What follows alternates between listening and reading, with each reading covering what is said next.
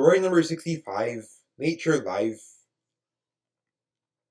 In the fictional country of Thousand Mountains, there is an off-the-grid Christian commune of 20 people who are of the Reformed Presbyterian denomination. This commune began living off the grid in August 2019. They all agreed to do this awesome thing since they always loved the idea of living in the wilderness. They also live near a body of fresh water, so this way they have a source of water. They started learning all about off-the-grid living in February 2015, which was when they sparked an interest in off-the-grid living. They spent 4 years learning everything about it, from things like hunting, foraging edible plants, setting up solar panels, cutting wood for heat in the winter, taking care of hygiene, operating a garden in the greenhouse, etc. On Thursday, August 8th, they officially made the big move off the grid, as they bought 250 acres of land.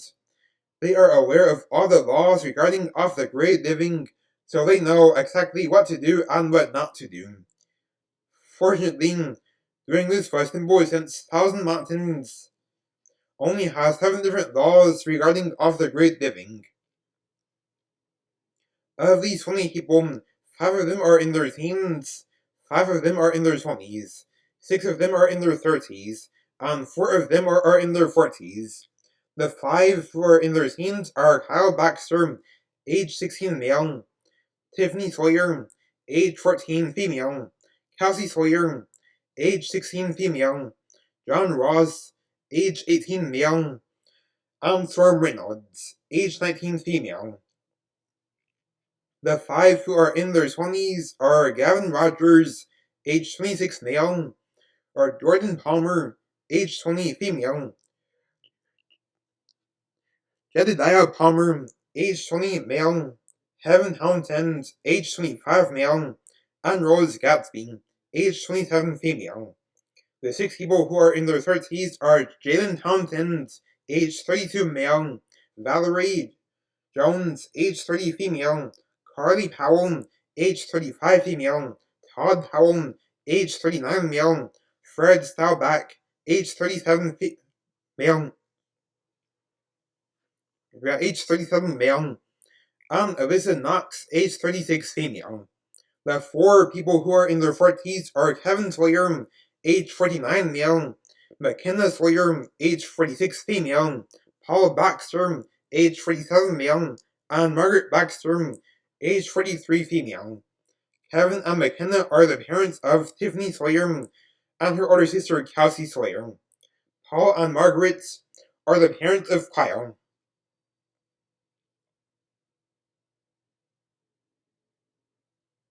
Fred Staubach became the pastor for the commune of 20, since he was called by God to pastor a church. This means that he will have a congregation of 19 until the commune gains new members via babies being born or other brothers and sisters in Christ joining the commune. On Friday, August 9th, the commune got started with building the cabins, and after calculations, they found that we should build 19 cabins, with 3 of them sitting vacant, so this way, when Kyle is ready to live on his own, then a cabin would already be ready, and the same goes for the Sawyer sisters. There is one cabin that is the largest that is set to be used for a church. On Sunday, August 11th, Pastor Fred Staubach preached a sermon about the importance of praying with faith. At the end of the sermon, he asked the congregation to pray for guidance to be led to the edible plants when foraging. This sermon was preached next to a river, since at the time the church wasn't completed yet. The cabins took around 5 weeks to build, which is a little over a month. Each of the commune members also have a really good foraging guide that tells them what plants are edible and what plants are poisonous. On Wednesday, September 11th, the cabins, including the church, were completed, and then the first church service to take place in them was held that Wednesday evening. A shed was also built to store the hunting tools. Greenhouses were built for growing fruits and vegetables. The animals that roamed around the homestead were bison, deer, elk, wild boar, and moose. Paul, Todd, Jalen, and Kevin work together to hunt animals for food, and using the skin to make jackets for when winter arrives. There's a male and female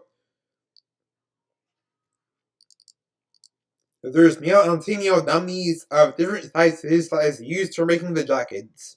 Those dummies were bought with the commune off the grid when they made the move. At the end of every day, each humming member prays to the Lord, thanking Him for providing for them. The commune ate a diet of game meat, foraged edible plants, fruits, vegetables, and peanuts that they grew in the greenhouses. On the different types of tea they enjoy are yarrow, pine, bee, balm, birch, dandelion, nettle, red clover, and many other edible plants that can be brewed into tea.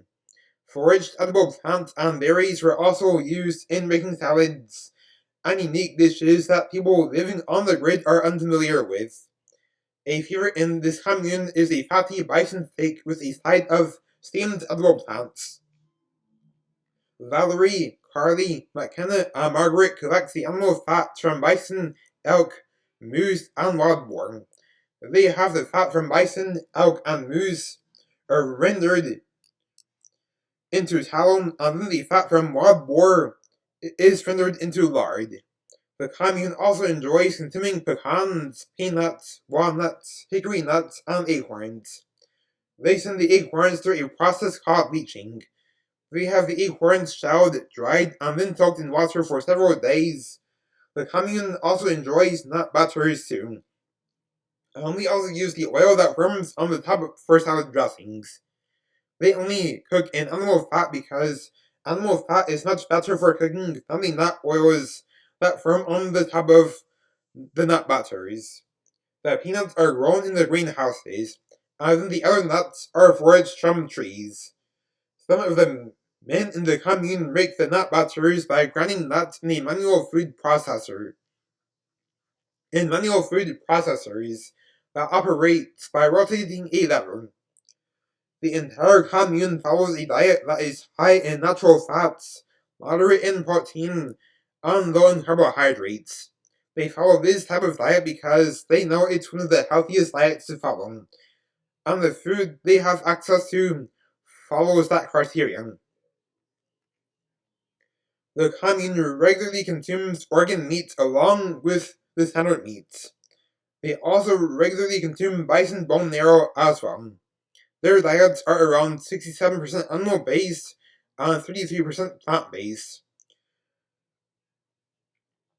And the reason for this ratio is that their animal-based food supply is twice the size of their plant-based food supply. So this heat of war way of eating works perfectly for them. They also chose not to grow any grains or starchy vegetables in the greenhouses since they take a low-carb approach. The entire commune also goes earthing on every day where there's nice weather or rain, and where the temperature is 10 degrees Celsius or above. They go standing on every sunny day. The only times when they don't do either of those is if there's a thunderstorm or if the temperature is below 10 degrees Celsius. Earthing is where you make physical contact with the earth, and walking on the grass with bare feet is an example of this. When the 4 women who work with the animal fats render the fats, they do it in the odorless way, so this way some of it can be used for the making of body soaps, skincare, deodorant, and toothpaste. The commune members keep their teeth clean with twigs that are safe to chew on, and they apply toothpaste to the twigs. In December 2019, the jackets for the commune was ready. People also collected firewood for the cabins as the year drew to a close. In January 2020, Gavin shared his testimony about how he got saved. Gavin shared that before he got saved, he was a cyberbully on YouTube who made rude videos where he made fun of kids for participating in trends that he viewed as cringy. He talked about how he made fun of some of the popular kid influencers and mocked them for for video styles that he considered to be cringy. Gavin got saved in early 2017, and on the day he got saved, he took his cyberbully channel down. Fortunately, the channel never got big since it didn't deserve to be. The channel that he deleted never got any subscribers, and rightfully so. Gavin then made a new channel, made a video apologizing for cyberbullying little kids, and then left it at that. The apology was sincere as well, and he also explained that he got saved. The congregation enjoyed his testimony. On Tuesday, January 14th, the homestead saw their first snowstorm. The firewood is already burning in the fireplace in the cabins. Jedediah and Jordan, who are both twins, share a cabin together, and the commune didn't know that they were going to do so until after the cabins were finished being built. Jedediah and Jordan both enjoyed drinking a hot cup of yarrow tea as they looked out the window, and they enjoyed seeing the snow outside. They sat on a log and were relaxing in front of a sunning fireplace. The people in the commune stayed warm in their respective cabins. On the following day, the commune made some sleds and skis with wood, and then began skiing and sledding. On Saturday, February 8th, Kevin played a unique snow game with Storm. Kevin made up the game, and then he introduced it to Storm. Then Storm showed an interest in the game, and then she came up with the idea of a best-of-7 format, and Kevin accepted it. The object of the game was that whoever tossed the most pine cones into a ring made of twigs won the game. They both threw one pine cone at a time, and the twig ring was 3 meters away from them. The reason the game was played in a best-of-7 format because they were each throwing 20 pine cones. Kevin defeated Storm in a 4-0 sweep. Kevin won Game 1 with a score of 20-15, Game 2 with a score of 16-10, Game 3 with a score of 17-13, and Game 4 with a score of 15-9.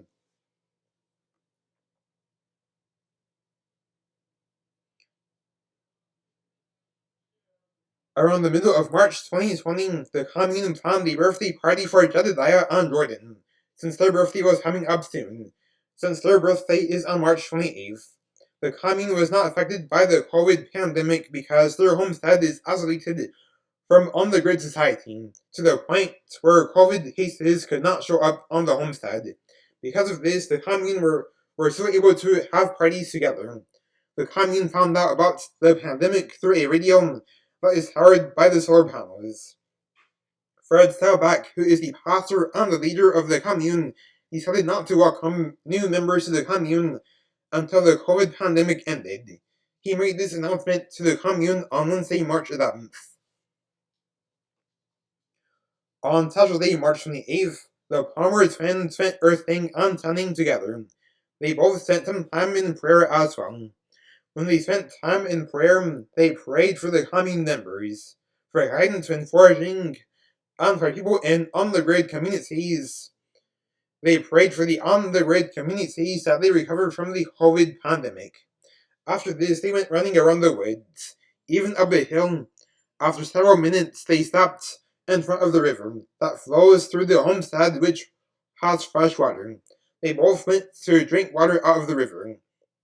They relaxed sitting in front of the river for a moment and enjoyed the nice breeze. They ate some hickory nuts for a quick snack. After resting for a moment, they went hiking around the woods in a way how someone would go bushwhacking, since the homestead does not have any hiking trails. It was a beautiful sunny spring day outside, and the temperature was 21 degrees Celsius. The Palmer twins saw a few bunnies, deer, and moose during their hiking adventure. In the evening, the Palmer twins enjoyed the birthday party thrown by the commune. There was wonderful food and the party games that were played. The food they had at the party was unique.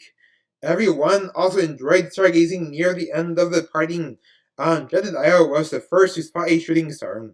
The party concluded with the commune singing Happy Birthday to the Palmer twins. Birthday parties became a tradition for the commune, and the commune recently had birthday parties for Storm Reynolds, who turned 20 on January 3rd, and for Paul Baxter, who turned 48 on February 29th. Since the humming members do not follow any type of work schedule, the humming members are able to have their birthday party on the day of their birthday, no matter what day of the week their birthday is on. Storm had her birthday party on her birthday, and so did Paul. Paul made plans that his birthday parties in non-leap years would take place on March 1st. Since in non-leap years, Paul celebrates his birthday on March 1st. On Saturday, April 25th, Storm enjoyed some alone time earthing and tanning. She spent 7 minutes standing and spending time in prayer. After this, she went walking around the woods up a mountain with bare feet, and she hugged 5 of the trees. This didn't require much traction because the mountain was not too steep, and it was smooth terrain. Storm hugged the tree whenever she got tired. When she went to hug the first tree, she loved the relaxing feeling of it. She felt her racing heart, that tree bark feeling, and the lush grass underneath her feet. After Storm hugged the 5th tree, she went to sit on the ground, and she loved that her long brunette hair made contact with the ground. Her hair was able to do this since the length of her hair goes down her back. She enjoyed how the breeze felt, especially on her long neck and her arms, as she was wearing a black short-sleeved dress. She loved it as the breeze blew against her medium brown skin.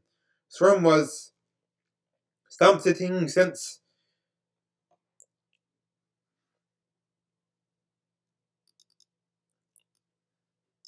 as she enjoyed the wonderful breeze, as she was beholding the nature around her, and she observed the beautiful sky with a few clouds, the singing birds, 2 moose passing by, 4 bunnies, the cherry blossoms on some of the trees, the beautiful flowers that abounded across the mountain, the fallen cherry blossom petals that blew off of some of the trees, and several butterflies. Storm was enjoying the wonderful solitude of spending time in God's creation. Because she loved the solitude, she spent a relaxing 3 hours and even watched the sunset on top of the mountain. After the sunset was over, she returned to her cabin and then enjoyed reading her favorite Christian novel. She enjoyed drinking a cup of lavender tea. She picked the lavender from some of the lavender plants that grew at the base of the mountain on her way back to her cabin to make some lavender tea. On Sunday, May 17th, Storm went out to go swimming in the river, but she totally forgot that the church service started at 1 p.m. The time she finished swimming was at 1:15 p.m. When she went inside and saw the clock, she quickly got ready for church. She then looked in a mirror to brush her hair. Storm did not feel nervous because she knew that she was going to be excused for losing track of time by mistake. Storm quickly switched from her swimwear to her purple sleeveless dress. She arrived at church at 1:25 p.m. and she was excused by the pastor, and then she enjoyed the rest of what the sermon had to offer. Unfortunately, after church, Carly, who is the fellow congregation member, was furious at Storm for running late to church. Then Storm pointed out that sometimes people lose track of time, but Carly saw that as a feigned scratch rather than an honest mistake. And as a result, Carly was screaming louder and dishing out harsh pharisaical comments at Storm. Storm's heart was pounding fast as she was trembling as she attempted to defend herself in a trembling tone of voice. As Carly was saying harsh pharisaical comments against Storm, other congregation members tried to intervene, but Carly ignored them. After the incident, Storm ran off into the woods and was in tears. Then she calmed down as she listened to the nature around her. An hour later, Pastor Fred Staubach confronted Carly about her pharisaical attitude. Even after the stern and gentle conversation, Carly repented of her pharisaical behavior. Evan apologized to Pastor Fred. Then Carly apologized to Storm after she saw her in the woods 2 hours later. Storm forgave her. On Saturday, July 11th, Jalen went to play a game of honeycomb ring toss with Gavin. This game went down to the wire since Jalen won it in Game 7. Jalen won games 2, 3, 6, and 7, while Gavin won games 1, 4, and 5. Game 7 was a close one since Jaden won that one with a score of 16-14. After the game, Jaden talked with Gavin about that time back in February when his younger brother, having played the game with Storm, and swapped her 4-0. Gavin was impressed after listening to the interesting tale about the first time the new game was played. Jaden also mentioned that Storm was able to redeem herself in the second time she played the game, since in the second time she played it with Rose and then beat her in 6 games. After the interesting game of Pine Home Toss, Jaden and Gavin both went to go swimming in the river, and they had a blast. For years and years, the commune lived wonderful, healthy lives off the grid. The commune began to let new members join again in May of 2023. The first new member to join, not by being born into the commune, was a brother in Christ named Caleb Yost, who joined the commune in October 2023.